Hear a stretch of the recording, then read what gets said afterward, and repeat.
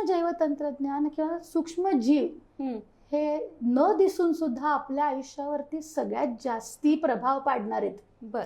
आणि असं त्या क्षेत्रात जेव्हा कळलं की अरे औषधांपासून शेतीपर्यंत सगळीकडे येते, पण माहिती कोणालाच नाहीये. आणि हे परदेशात मात्र लोक आहेत आणि त्यांना खूप माहिती आहे. मग म्हणलं म्हणून तेव्हा हा निर्णय घेतला की त्याचं एकच कॉलेज आहे, एकाच कॉलेजमध्ये डिग्री मिळते, पण तिथे जायचं. कुठलं कॉलेज? गरवारे. सो माझी शाळा अभिनव आहे. अभिनव नळस्टॉपला जी आहे ते इंग्लिश मीडियम मधनं मी पास झाले. SP कॉलेज गावातलं अत्यंत महत्वाच्या ठिकाणी, सदाशिव पेठेतलं कॉलेज.